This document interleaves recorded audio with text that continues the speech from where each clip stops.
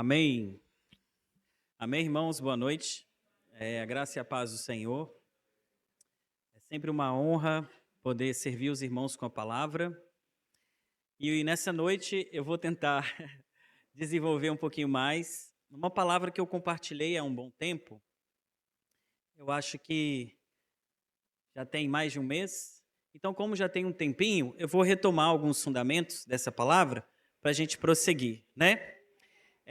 Se os irmãos puderem abrir a palavra, nós vamos começar com o texto que está no Evangelho de João, no capítulo 3. Antes de efetivamente entrar na palavra, eu vou orar também.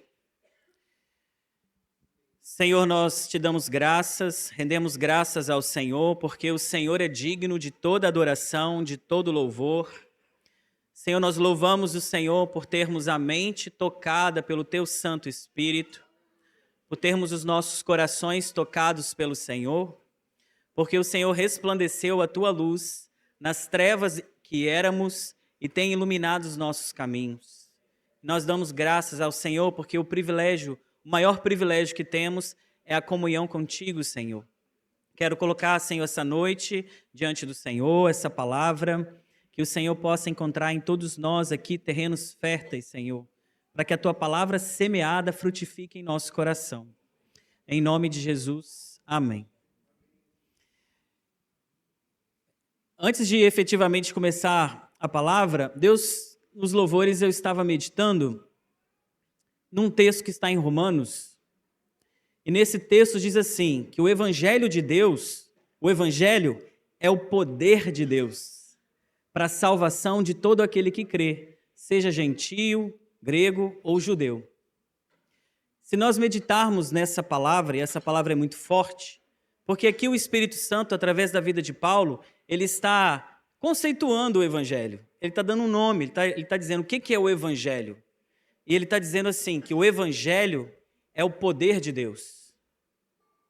Há um salmo, eu não lembro qual é agora, que me veio à mente, em meio aos louvores, que diz assim, que os céus proclamam a glória de Deus e o firmamento anuncia as obras de tuas mãos. Esse salmo, ele fala para nós que toda a criação revela os atributos invisíveis de Deus e também o seu eterno poder, a sua eterna sabedoria. Então, os atributos invisíveis de Deus e o eterno poder de Deus é revelado nas coisas criadas. E todos nós, ao olhar para a beleza e para a complexidade de toda a criação, nós podemos ver algo muito forte a respeito do caráter de Deus. Porque a criação, ela revela o Criador. E Paulo, em Romanos capítulo 1, ele vai dizer isso, que desde os princípios, Deus, os atributos são plenamente visíveis. E a gente olha para aquelas galáxias e para o mar, a dimensão do mar e tudo que existe, e nós vemos o quê? Nós vemos o poder de Deus. Se a gente tenta meditar um pouquinho na imensidão do espaço ou as galáxias que existem, é muito fácil chegar à conclusão de que Deus é infinitamente poderoso, porque o poder de Deus se revela nas coisas criadas.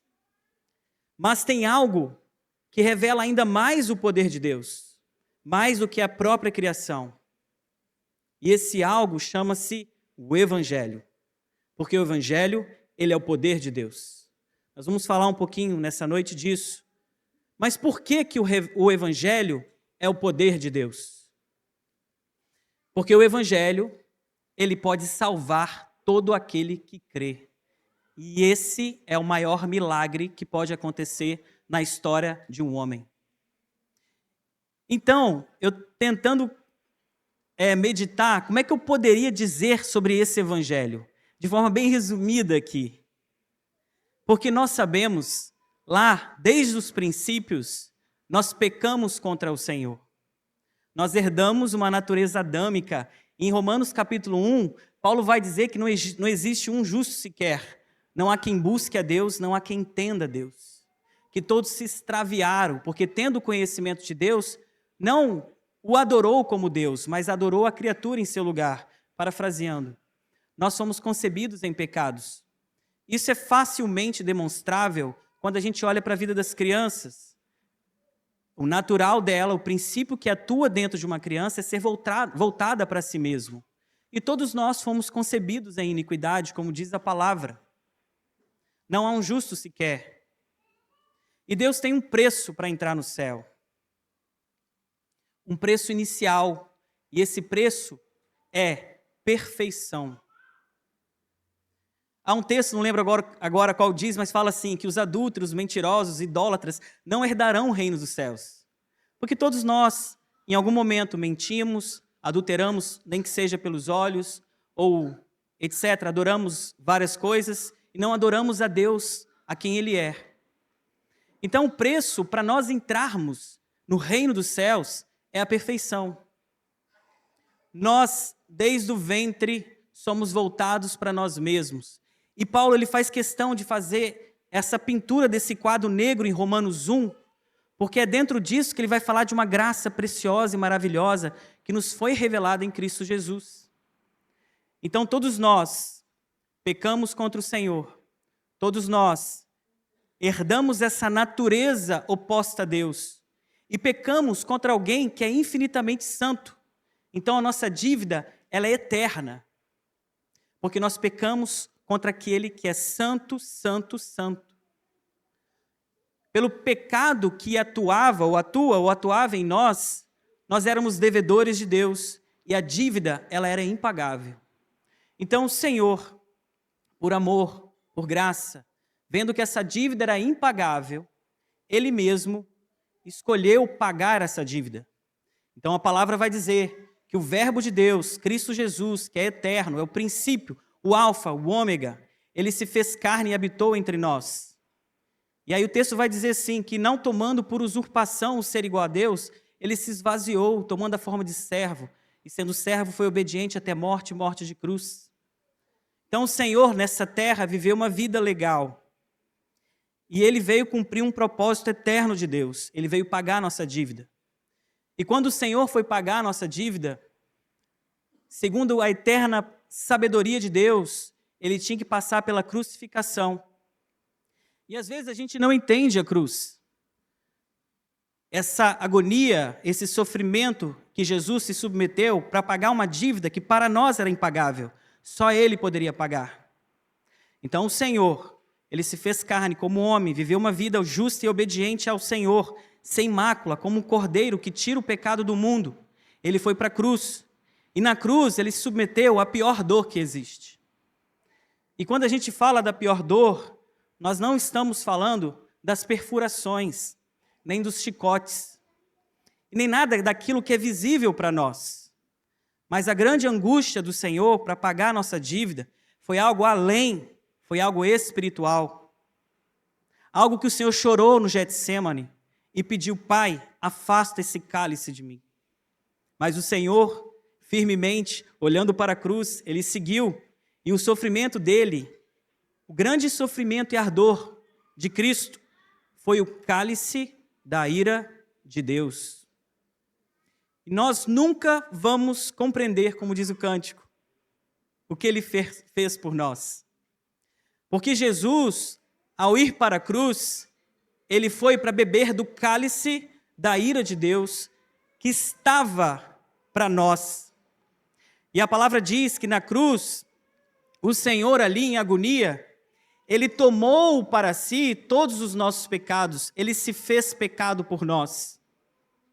E ali, meus queridos e amados irmãos, o rosto do Senhor se voltou contra o próprio Jesus.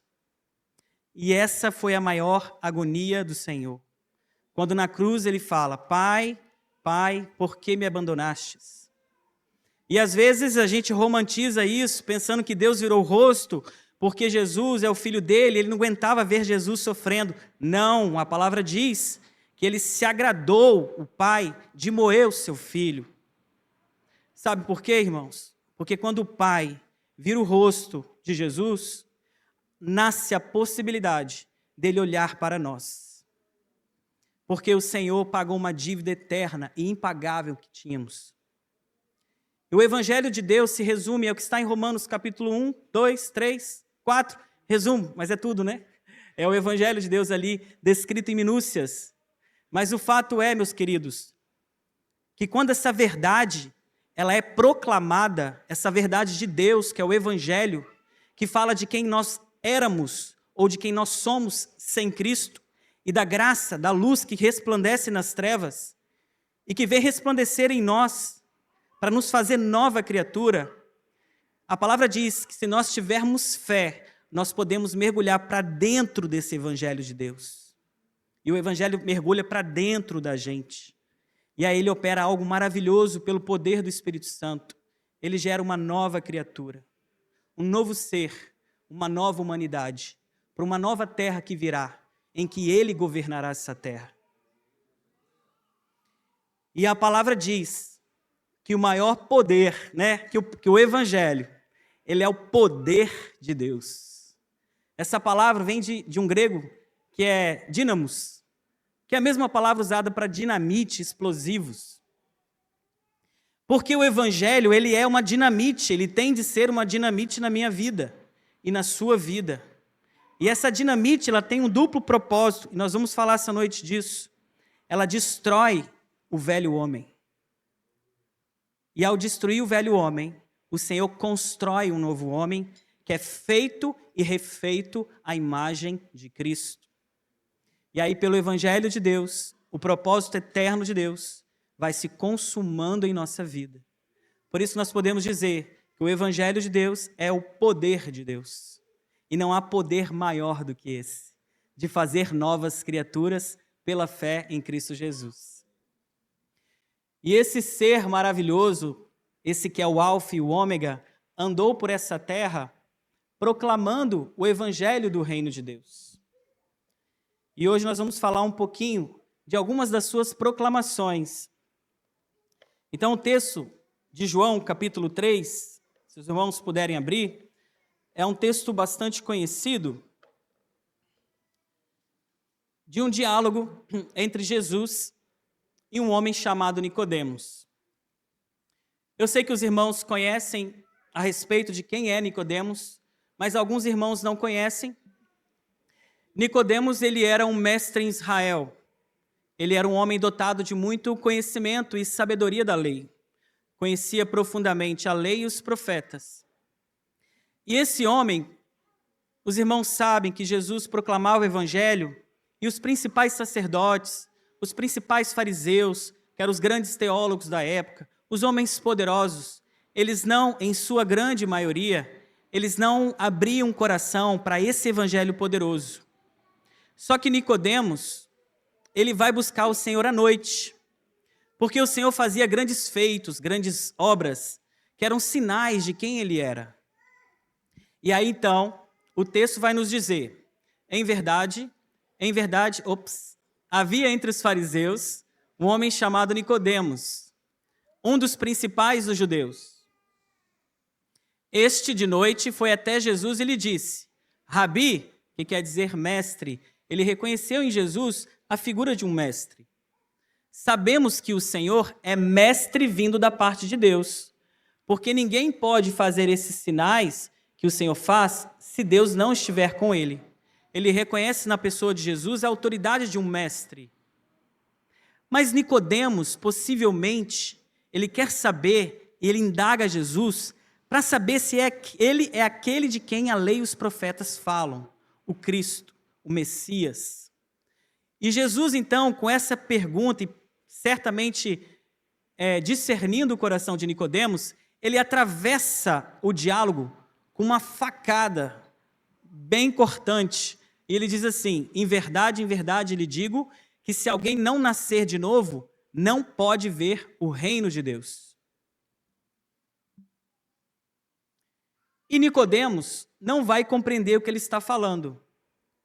E aí ele vai dizer assim, então, Nicodemos perguntou, como pode um homem nascer sendo velho? Será que pode voltar ao ventre materno e nascer uma segunda vez? Jesus respondeu, e Jesus vai falar a mesma coisa com outras palavras. São palavras equivalentes que se referem à mesma realidade espiritual. Ele vai dizer assim: em verdade lhe digo, que quem não nascer da água e do Espírito não pode entrar no reino de Deus. E aqui ele é um pouco mais contundente. Ele está fazendo referência que o nascer de novo é o nascer da água e do Espírito. E quem não experimentar disso não pode ver, e aqui ele é mais contundente, não pode entrar no reino dos céus, no reino de Deus. Aí ele vai dizer assim: o que é nascido da carne é carne, o que é nascido do Espírito é Espírito. Não fique admirado por eu dizer, vocês precisam nascer de novo. O vento sopra onde quer, você ouve o barulho que ele faz, mas não sabe de onde ele vem, nem para onde vai. Assim é todo aquele que é nascido do Espírito. Então eu quero passear com os irmãos sobre esse texto, e eu vou destacar 4 pontos, que poderiam ser destacados vários, mas não teríamos possibilidade. Então eu destaquei 4 que eu chamei de fatos, só para ficar mais fácil para a gente vislumbrar. Mas há muitas riquezas nesse texto. Então assim, fato 1, o que é nascer de novo? O que é o nascimento do Espírito e da água? Nascer do Espírito é um ato de Deus que consiste em criar um novo ser. Isso é um dos fatos ligados ao que Jesus está dizendo.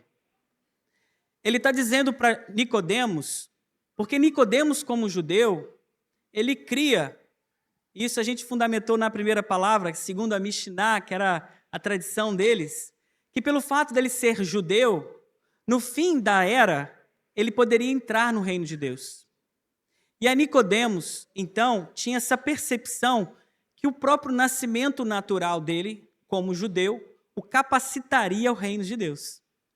E Jesus já vai atravessar, no diálogo com Nicodemos, essa realidade de que nada vale o nascimento natural dele como algo apto a torná-lo apto ao reino de Deus. Então Jesus já vai na veia de Nicodemos. Ele vai falar assim: Nicodemos, vamos aqui só parafrasear, não importa ser judeu, não importa conhecer a lei, não importa conhecer profundamente os profetas. Essas coisas, elas não te capacitam ao reino de Deus. Necessário a você é nascer de novo. E Nicodemos, então, não entendendo isso, vai dizer: por acaso posso voltar no ventre da minha mãe? E Jesus até vai um pouquinho mais para frente fazer uma certa piadinha com Nicodemos. Ele vai dizer assim: Nicodemos, você é mestre em Israel e não entende o que eu digo? Então, para entrar no reino de Deus, algo nos é necessário: nascer de novo. O texto vai dizer: quem não nascer de novo. E esse nascer de novo pode se referir a nascer do alto ou nascer novamente. As duas expressões, elas são verdadeiras e são complementares. Mas nascer de novo não é um ato que nós podemos gerar em nós mesmos. Ele é um ato exclusivamente de Deus em nossas vidas. Nascer do Espírito é um milagre operado pelo Espírito Santo de Deus que confere ao indivíduo uma nova natureza. E essa nova natureza, ela é santa. Para a gente entender um pouquinho mais, esse fato envolve 2 realidades aqui em nossas vidas. A primeira está em 2 Coríntios, capítulo 4, que diz assim o texto: mas se o nosso evangelho ainda está encoberto, é para os que se perdem que ele está encoberto, nos quais o Deus desse século, referindo-se obviamente a Satanás, o que ele fez? Ele cegou o entendimento dos descrentes, daqueles que não crê em Cristo Jesus, para que não lhes resplandeça a luz do evangelho da glória de Cristo, o qual, Cristo, é a imagem de Deus. Porque Deus que disse, das trevas resplandeça a luz, Ele mesmo resplandeceu em nosso coração para a iluminação do conhecimento da glória de Deus na face de Cristo.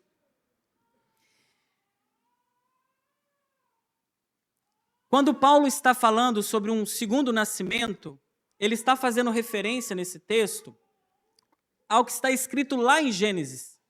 Porque quando que Deus disse, das trevas resplandece a luz? Os irmãos certamente sabem. Os irmãos lembram? Das trevas resplandece a luz, está escrito lá em Gênesis, quando Deus foi criar todas as coisas. Na criação, quando Deus olhou para a criação, ele viu trevas sobre a face do abismo. E aí, quando Deus viu trevas sobre a face do abismo, ele disse, haja luz. E aí, então, o Senhor passou a criar. O primeiro texto da Bíblia é Elohim Bará, ou Bará, eu acho que é Bará, né, Catarina? Bará Elohim, que significa Deus criou. E esse verbo, ele tem algo muito especial, porque ele não é um verbo que se refere a criar algo a partir de algo já criado, ou usar coisas criadas para criar. Não. Esse verbo, ele refere-se a trazer à existência aquilo que não existe. Então, Deus, quando olhou e viu trevas sobre a face do abismo e disse, haja luz, ele passou a trazer à existência coisas que não existem. Foi um ato criador de Deus. E Paulo está fazendo alusão a esse texto da criação de Deus em Gênesis. E aí ele vai dizer, o mesmo Deus que disse, das trevas resplandece a luz, dessa vez ele vai fazer a luz brilhar novamente. Mas ele não vai dizer, haja luz. O texto vai dizer assim, que ele vai resplandecer ele mesmo em nossos corações. Então, quando o Senhor criou tudo que existe e havia trevas sobre a face do abismo, ao olhar para nós, o que Deus viu quando estávamos sem Cristo? Havia trevas no nosso coração, trevas da ignorância, da incredulidade. E esse Deus, quando olhou para nós e viu trevas, ele mesmo resplandeceu em nossos corações. E quando ele o fez, meus queridos e amados irmãos, ele trouxe à existência o que não existe. O Bruno hoje, ele foi trazido à existência há 17 anos, na história humana, não no coração de Deus. Na eternidade e na sabedoria eterna de Deus, não. Mas o fato é que quando eu ouvi o Evangelho de Deus, e quando pela fé eu me lancei para esse Evangelho, e o Evangelho entrou como um dínamo, como uma dinamite em meu coração, Deus mesmo não disse haja luz, ele resplandeceu em meu coração. E quando ele resplandeceu em meu coração, ele afugentou as trevas que haviam. Ele iluminou a minha mente. Como diz a palavra, as trevas resplandeceu.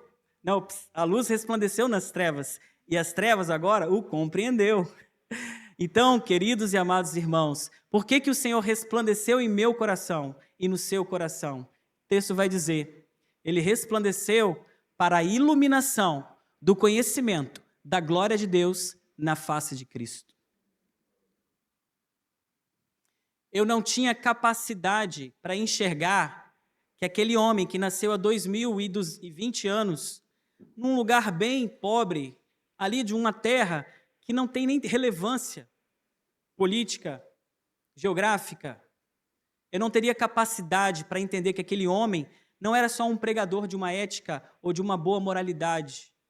Mas quando o Senhor resplandece no coração e ilumina a mente, esse homem vai nascer de novo, pelo poder do Espírito Santo. Ele vai ver aquele homem e vai enxergar que aquele é o Cordeiro de Deus que tira o pecado do mundo. Que aquele é o alfa, o ômega, o princípio e o fim. O Deus feito carne, aquele que se esvaziou de si mesmo, tomando a forma de servo e sendo servo, obediente até a morte, e morte de cruz.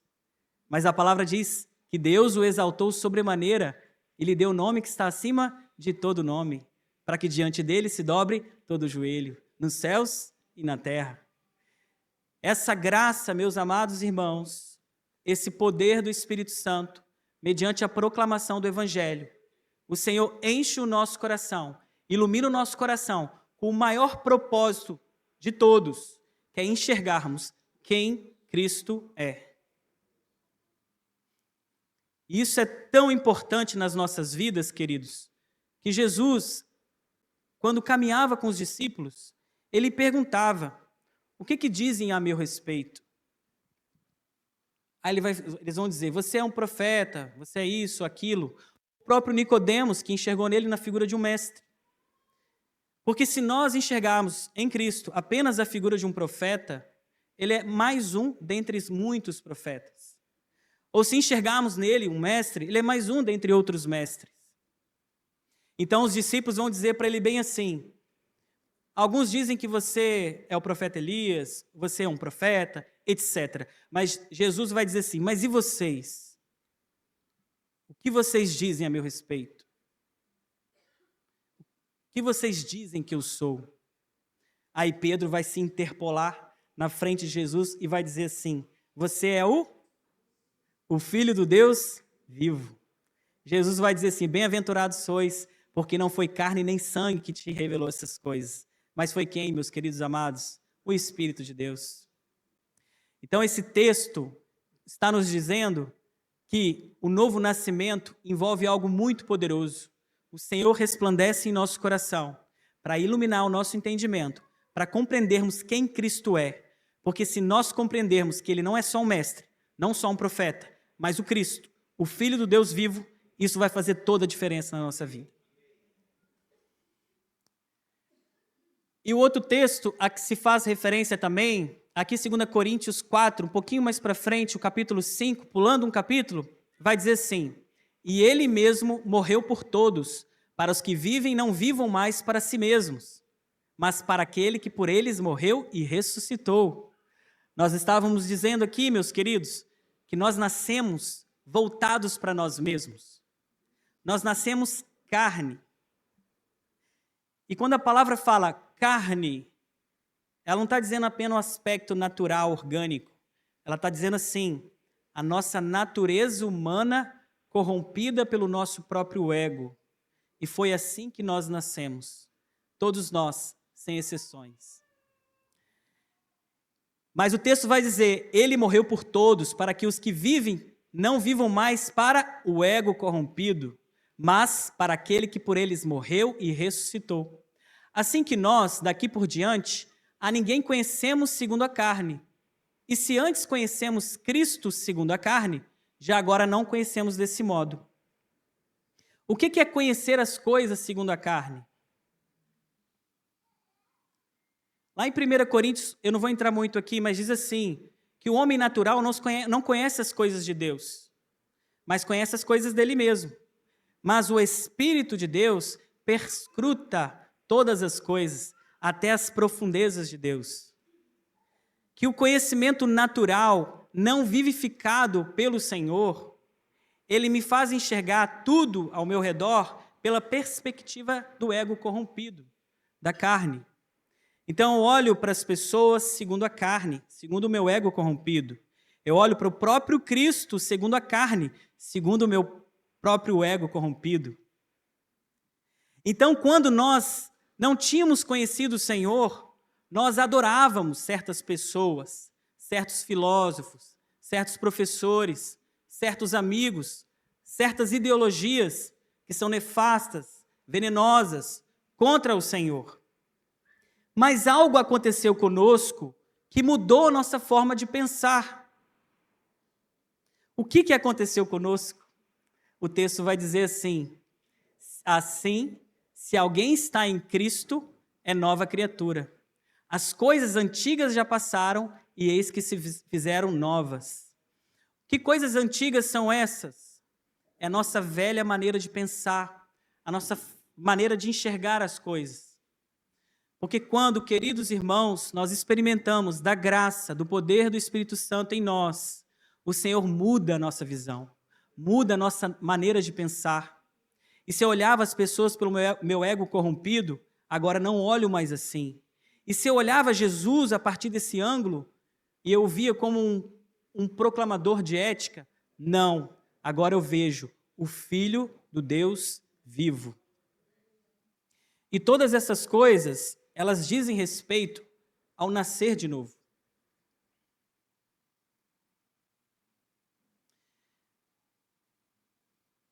Há um texto, acho que está em Hebreus, que diz assim, Colossenses 1, 15 a 18, que Jesus é a imagem do Deus invisível. Ele é o primogênito de toda a criação, porque nele foram criadas todas as coisas que há nos céus e na terra, visíveis e invisíveis, sejam tronos, sejam dominações, sejam principados, sejam potestades. Tudo foi criado por ele e para ele. Ele é antes de todas as coisas, e todas as coisas nele subsistem. Ele é o cabeça do corpo da igreja, é o princípio e o primogênito entre os mortos, para que em tudo tenha preeminência. Isso é conhecer Jesus segundo o Espírito. E só o Deus, o Espírito, que perscruta todas as coisas, inclusive as entranhas de Deus, como diz o texto, pode nos revelar quem esse Cristo é. E se eu enxergo o Senhor pelo poder do Espírito Santo dessa forma, meus amados, tudo muda na minha vida. Tudo se transforma.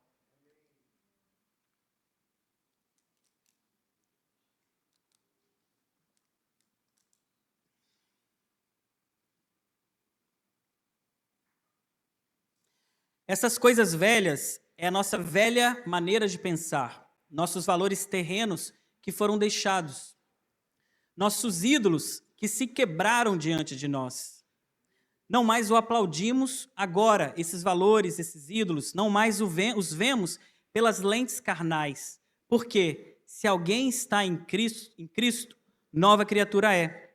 Eis que as coisas velhas se passaram e tudo se fez novo. Irmãos, eu quando leio esse texto, eu sempre coloco o meu coração diante do Senhor. Para discernir o meu coração, se as coisas na minha vida, elas têm se operado dessa forma. Se o Senhor tem vivificado os meus pensamentos. Porque em Romanos vai dizer assim: rogo-vos pela misericórdia de Deus, que apresentei os vossos corpos como sacrifício vivo, santo e agradável diante de Deus. E sejam transformados pela renovação do vosso entendimento. Esse, para que vocês possam compreender a perfeita, boa e agradável vontade de Deus. A realidade em nós, meus irmãos, é muito forte, é muito poderosa. O Senhor resplandeceu em nosso coração para iluminar o nosso entendimento, para enxergarmos Cristo da forma como Ele é e deixarmos a velha maneira de pensar.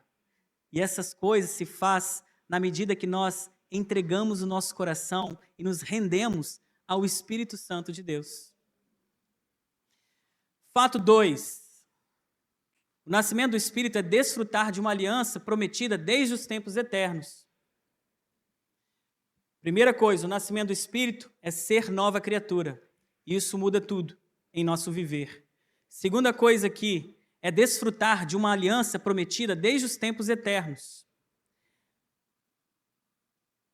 Esse texto em João 3,15, que vai nos dizer a respeito disso. Em verdade, lhe digo, quem não nascer da água e do Espírito não pode entrar no reino de Deus. Eis aí vem dias, assim. O que é nascer da água e do Espírito? Porque quando Nicodemos não compreendeu o que Jesus estava falando a respeito de nascer de novo, Jesus então vai explicar para ele que nascer de novo é nascer da água e do Espírito. E aqui Jesus, como ele está conversando com alguém que versa bem na lei, ele está tentando criar aqui um ambiente na mente de Nicodemos, que é um mestre em Israel, para ele falar uma linguagem que ele conhece. É como se ele dissesse assim: Nicodemos, nascer de novo é nascer da água do Espírito. Agora você vai entender. Mas Nicodemos mesmo assim não vai entender. E aí Jesus, então, mais para frente, ele vai dizer: você é mestre em Israel e não entende o que eu digo? Porque Jesus agora está falando da lei e dos profetas.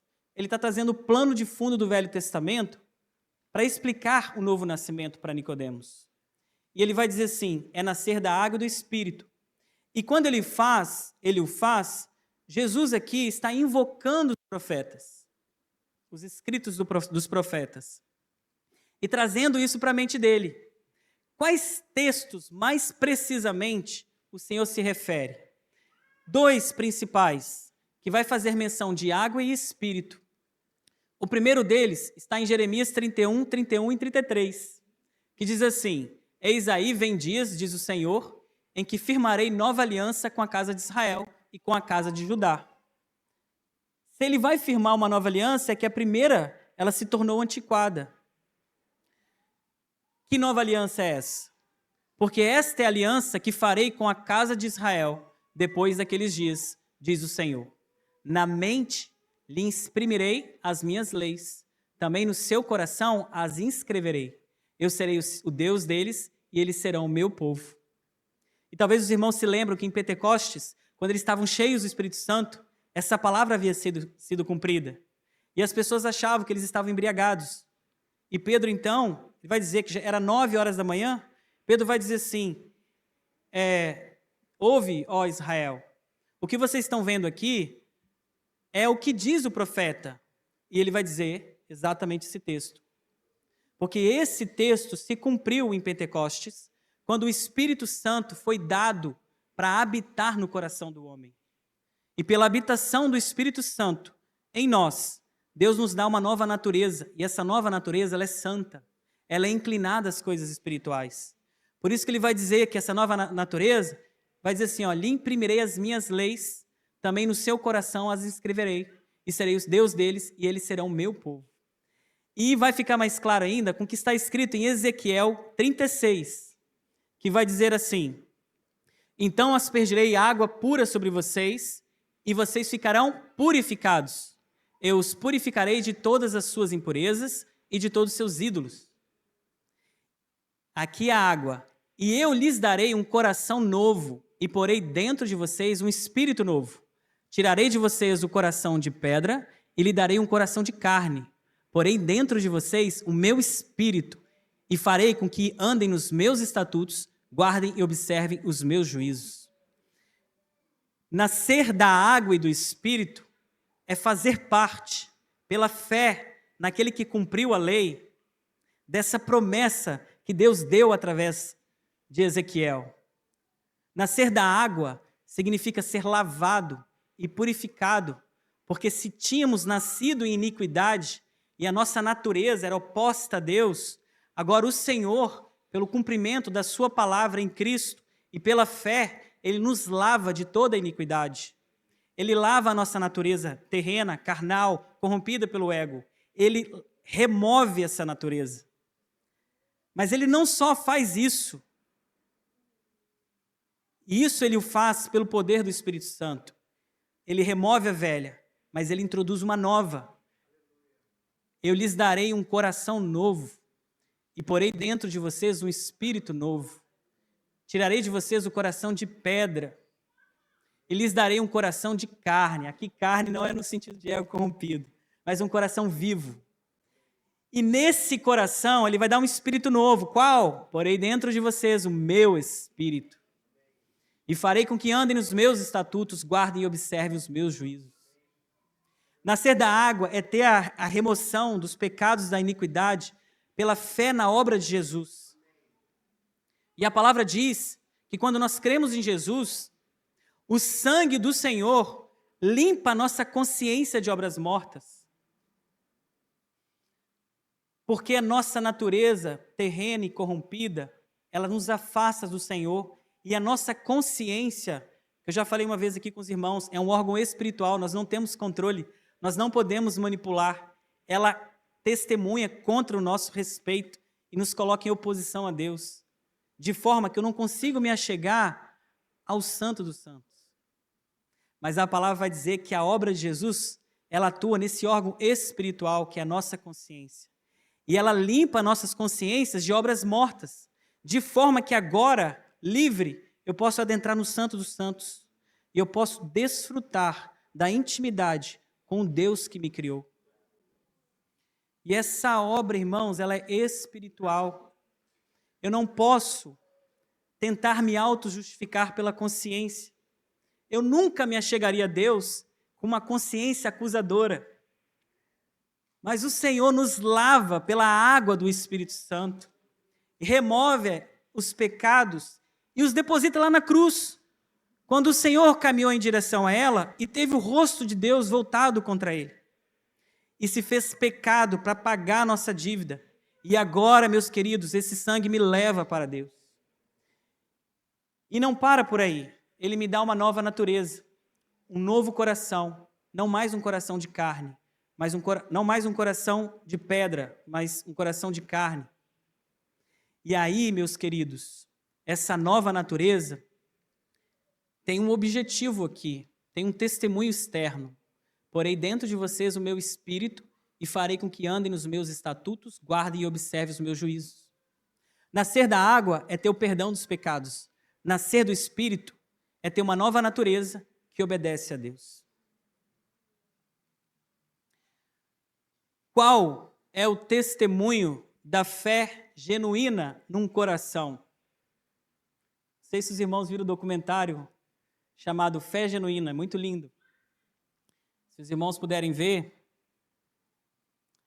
ali diz assim, com base em Tiago 1, que a fé sem obras é morta. E obras refere-se à obediência, frutos de obediência. Porque a manifestação visível de um coração que crê é uma vida obediente ao Senhor. E essa nova natureza que o Senhor nos dá é para que sejamos inclinados às coisas espirituais, inclinados a Deus.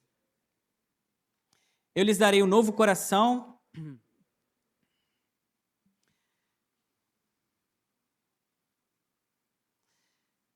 não mais de pedra, mas de carne. E louvado seja o Senhor, meus irmãos, que em Cristo Jesus nós somos chamados a essa nova aliança.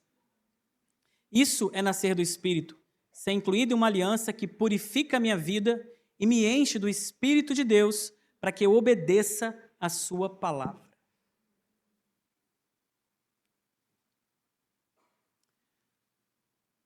Fato 3. Nascer do Espírito, essa palavra não é muito boa, não. É uma condição para entrarmos no reino de Deus. O texto aqui vai dizer, em verdade lhe digo, quem não nascer da água e do Espírito não pode entrar no reino de Deus. Há um terceiro fato relacionado a isso, e aqui a palavra do Senhor é muito solene. Ser cristão não é apenas confessar uma doutrina. Se eu não tiver relacionamento com o Senhor, e esse relacionamento não me transforma, se a fé que eu tenho em Cristo não me une a Ele e Ele a mim, e me leva uma vida de obediência ao Senhor,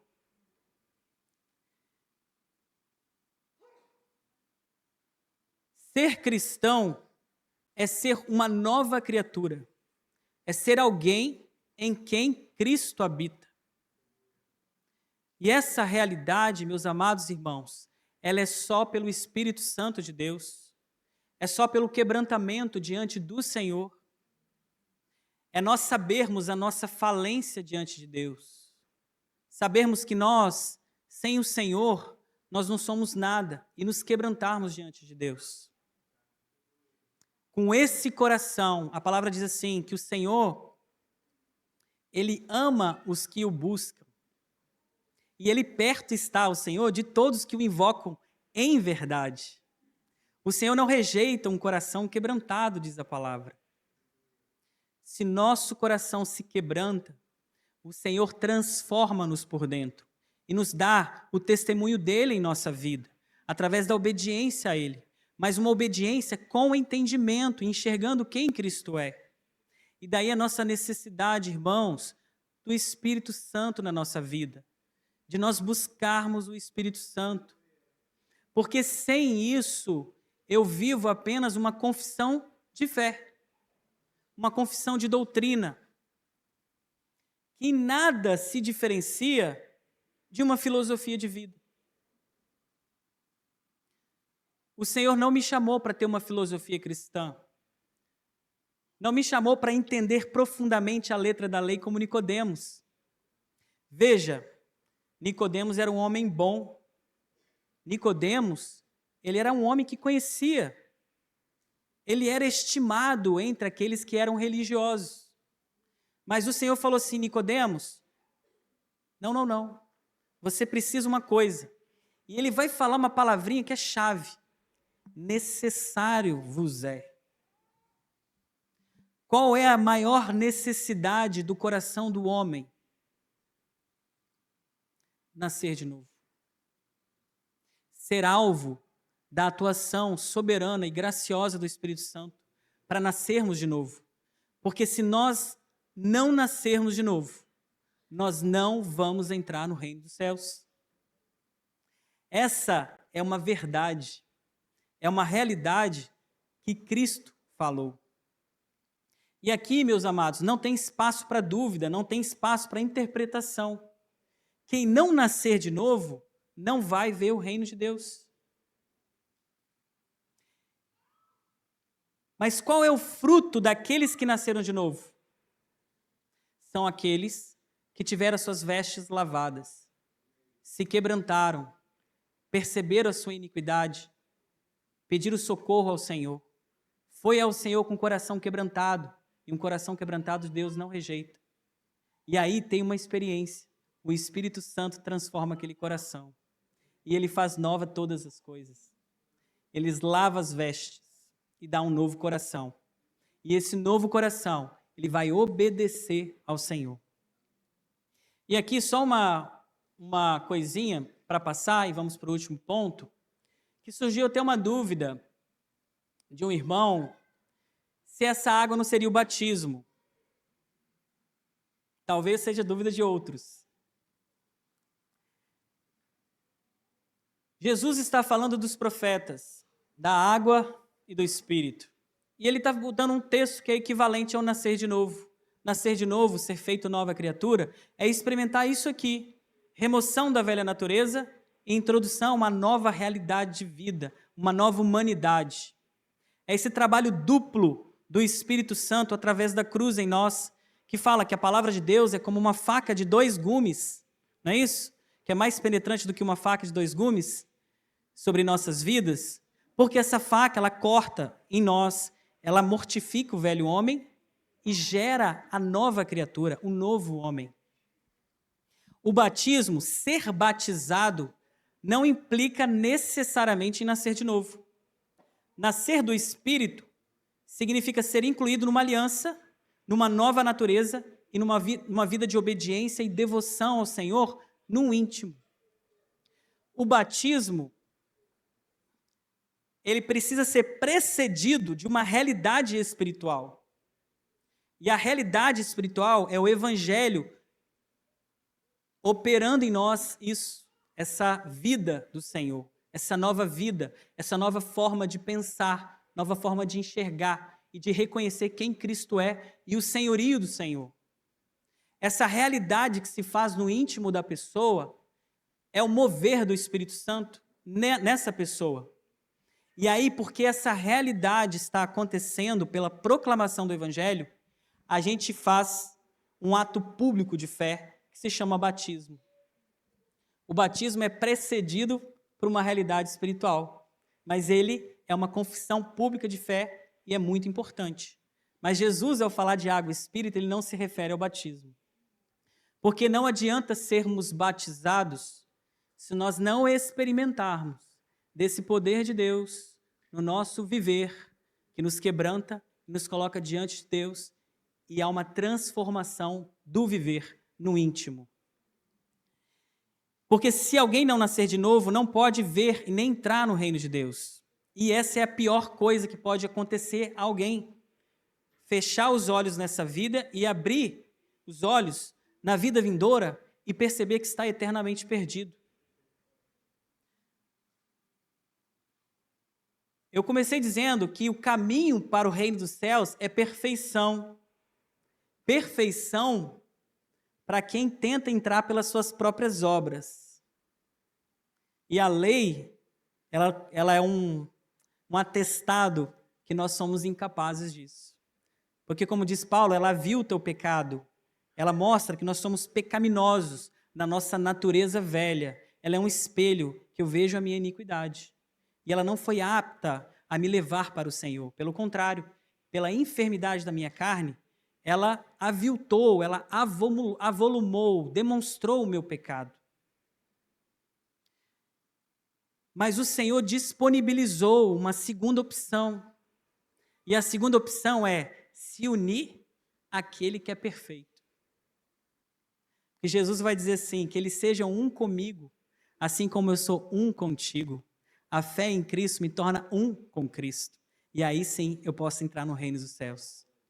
Só que uma velha natureza não se une ao Senhor. Só a nova natureza se une ao Senhor. E aqui, meus queridos, demonstra para nós a nossa incapacidade em nós mesmos de arguir a Deus qualquer obra. Não é possível. Não há nada que você fez que te justifica diante daquele que é perfeito. Há um único caminho, e necessário vos é nascer de novo. Nós precisamos do Senhor. E não só para e se nós já nascermos de novo, queridos, em Hebreus diz que nós precisamos avançar para aquilo que é perfeito. Não nascer de novo, como diz o texto de Ezequiel, estamos aqui caminhando para o final, é ter um coração de pedra, é ter um túmulo dentro de si mesmo, é viver numa escuridão dentro de nós. E essa escuridão, esse vazio, essa angústia presente, que insiste em não ir embora, isso é demonstração que temos um coração de pedra. Eu já falei algumas vezes, eu gosto sempre de repetir, que há um vazio dentro de nós que tem as exatas dimensões de quem Cristo é. E esse vazio só pode ir embora se nós, pelo poder do Espírito Santo, experimentarmos quem Cristo é e entregarmos o nosso coração ao seu senhorio.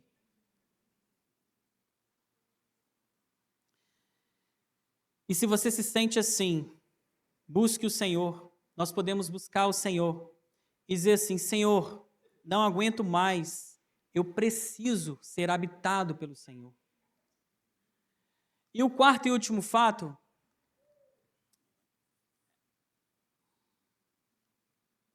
diz assim, que o nascimento do Espírito é um ato soberano de Deus.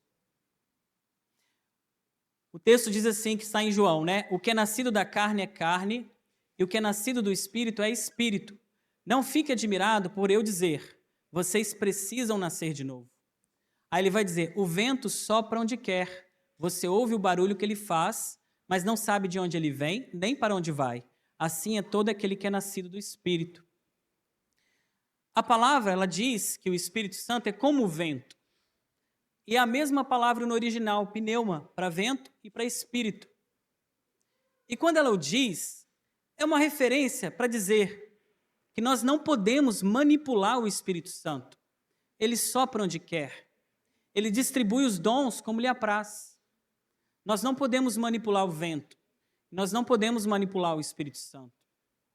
E assim como o Espírito, como o vento a gente não enxerga. E o vento a gente não apalpa. A gente não pega. Ele não é em si material, sólido, pelo menos solidamente material. Mas nós podemos testemunhar dos feitos do vento. A gente testemunha os feitos do vento quando a gente olha para uma tempestade, ou para as ondas do mar, ou para o barulho que ele faz na árvore, ou mesmo quando você vê um mato e você vê aquelas ondulações que o vento faz no mato.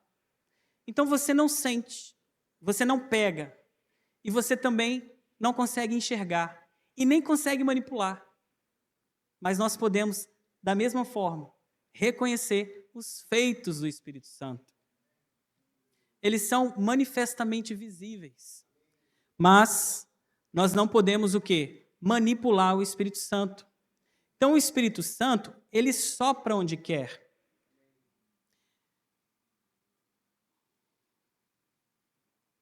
Aproveitar bem uma aguinha aqui.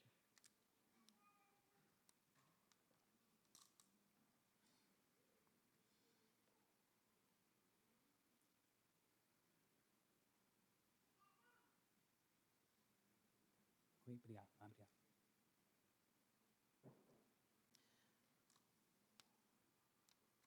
Eu agradeço os irmãos estarem atentamente olhando para mim todo esse tempo, tá? Os irmãos estão caminhando comigo, estão captando? Estão entendendo a necessidade do Espírito Santo? Vocês estão entendendo como você é falível, é falido em você mesmo e como é necessário que nós busquemos o Espírito Santo. A gente canta um cântico que fala assim, como é que é? A igreja vai prevalecer?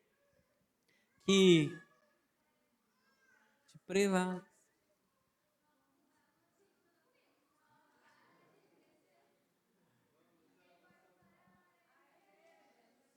vai lá, desenvolve. Vai, mais um pouquinho. Não, não, vai, mais outra. Fala lá do Coliseu, vai, do Coliseu.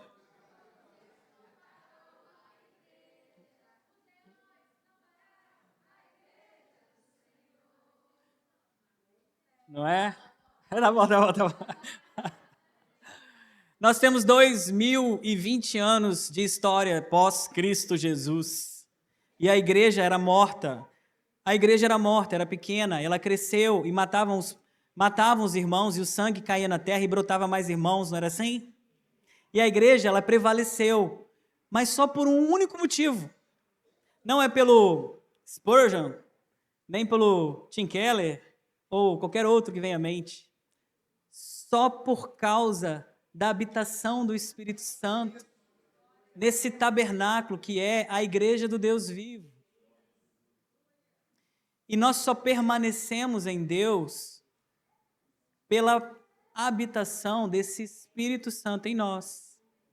E toda essa palavra, antes da etapa final, é para dizer da nossa necessidade de nós buscarmos o Espírito Santo no nosso íntimo. Porque o Espírito Santo é real. A gente não vê, quer ver, a gente não apalpa, mas a gente reconhece seus feitos de múltiplas formas, meus amados irmãos. E a forma mais linda é quando o Evangelho transforma um coração. Quando uma nova criatura é feita e ela tem a sua forma de viver alterada, transformada, a sua mente transformada. E a gente olha para essa pessoa, a gente vê o quê? O poder de Deus, a glória de Deus.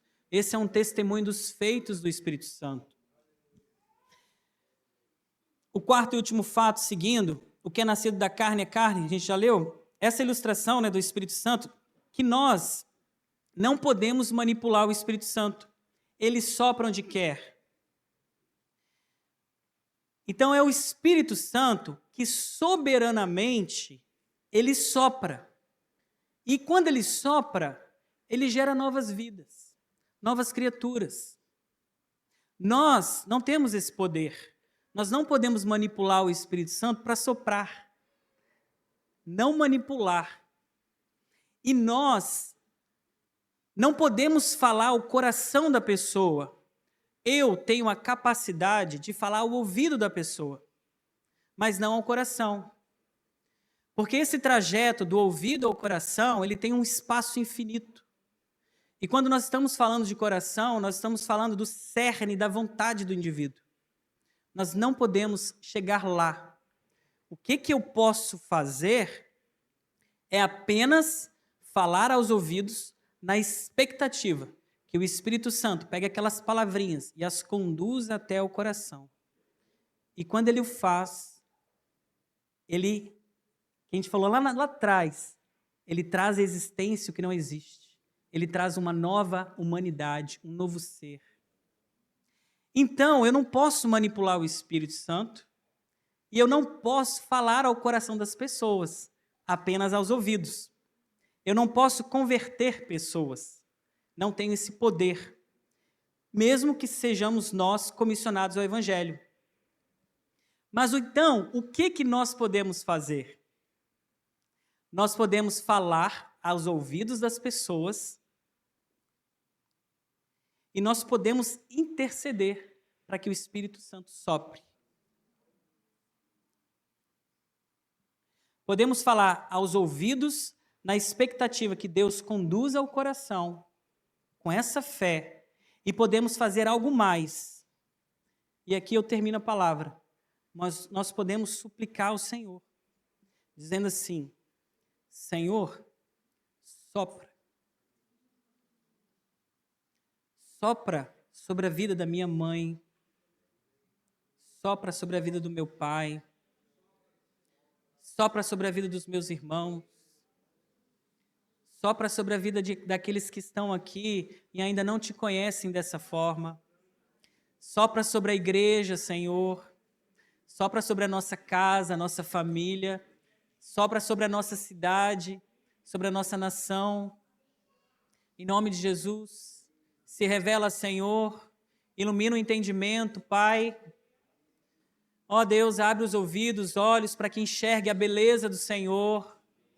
Sobre aqueles que estão aqui, Senhor, e ainda não te conheceram, nós como igreja do Senhor, nós queremos declarar, Senhor, queremos orar para que o Senhor sopre sobre o coração, para que conheça a beleza do teu caráter, se entregue ao Senhor, para que se renda ao Senhor, Pai, e desfrute dessa graça maravilhosa que está em Cristo.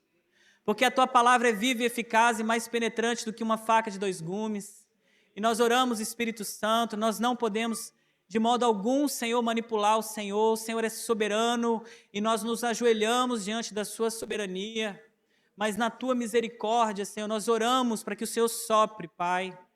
Sopre, Senhor, sobre essas vidas, em nome de Jesus, sobre as nossas casas, Senhor. Faz de nós, Senhor, esse coração, dá em nós esse coração que obedece ao Senhor, que obedece à tua palavra, Senhor, para dar testemunho dos teus feitos pelo poder do Espírito Santo. Nós, como igreja, queremos declarar ao Senhor da nossa necessidade, Senhor, da tua vida, da nossa necessidade desse lavar regenerador todos os dias em nosso viver, Senhor, porque nós não sustentamos a nós mesmos, mas o Senhor quem sustenta a nossa vida, o Senhor quem sustenta o nosso coração em te querer, em te almejar, em te amar, Senhor. E eu quero declarar sobre as nossas vidas esse renovo do Senhor também, sobre a minha vida, sobre a vida dos meus irmãos, e reconhecer, Espírito Santo, da nossa necessidade do Senhor, que temos uma mente renovada e transformada pela renovação do Senhor, Pai. Em nome de Jesus. Amém.